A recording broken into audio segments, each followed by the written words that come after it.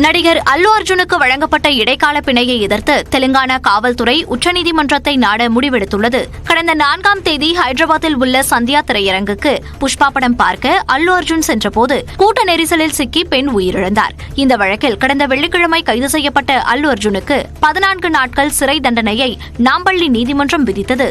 இந்த நிலையில் வழக்கிலிருந்து விடுவிக்க கோரி தெலுங்கானா உயர்நீதிமன்றத்தில் அல்லு அர்ஜுன் முறையிட்டார். இருதரப்பு வாதங்களை கேட்ட தெலுங்கானா உயர்நீதிமன்றம் அல்லு அர்ஜுனுக்கு நிபந்தனைகளுடன் இடைக்கால பிணை வழங்கியிருந்தது. இந்த வழக்கில் உயர்நீதிமன்றம் வழங்கிய இடைக்கால பிணையை எதிர்த்து தற்போது தெலுங்கானா காவல்துறை உச்சநீதிமன்றத்தை நாட இருக்கிறது.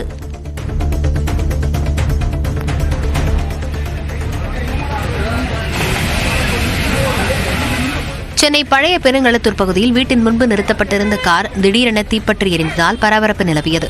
அஜித் என்பவர் 8 மாதங்களுக்கு முன்பு அடமானம் வைத்த தனது காரை குடும்பத்தினர் 3 பேருடன் சென்று 2 லட்சம் ரூபாய் கொடுத்து மீட்டு எடுத்து வந்து வீட்டின் முன்பு நிறுத்தினார். அப்போது காரின் முன்பக்கத்திலிருந்து திடீரென புகை கிளம்பி சிறிது நேரத்தில் தீப்பற்றி வாகனம் முழுவதும் பரவியது. தகவல் அறிந்து வந்த தீயணைப்பு வீரர்கள் தீயை அணைத்த போதிலும் காரும் அதனுள் இருந்த 15,000 ரூபாய் பணம், செல்போன் உள்ளிட்டவை எரிந்து சேதமடைந்தன.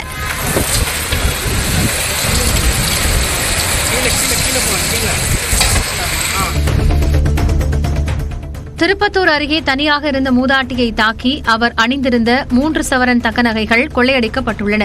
வெங்கலாபுரத்தில் சரஸ்வதி என்ற 85 வயது மூதாட்டி வீட்டில் தனியாக வசிக்கிறார். இவரது வீட்டிற்குள் நுழைந்த அடையாளம் தெரியாத நபர்கள் மூதாட்டியை தாக்கிவிட்டு நகையை பறித்துக் கொண்டு தப்பி ஓடினர். இதுகுறித்து காவல்துறையில் புகார் அளிக்கப்பட்ட நிலையில் காவல்துறையினர் விசாரணை நடத்துகின்றனர். மதுரை மாவட்டம் வண்டியூர் அருகே டிப்பர் லாரி மீது தனியார் பேருந்து மோதியதில் ஓட்டுநர் உட்பட 7 பேர் காயமடைந்தனர். மாட்டுத்தாவணி பேருந்து நிலையத்தில் இருந்து பயணிகளை ஏற்றிக்கொண்டு சிவகாசி நோக்கி தனியார் பேருந்து சென்று கொண்டிருந்தது. வண்டியூர் சுங்கச்சாவடி அருகே முன்னாள் சென்ற டிப்பர் லாரி மீது தனியார் பேருந்து மோதியது. இதில் பேருந்து ஓட்டுநர் உட்பட 7 பேர் காயங்களுடன் உயிர் தப்பினர். விபத்து தொடர்பாக காவல்துறையினர் வழக்கு பதிவு செய்து விசாரணை நடத்தி வருகின்றனர்.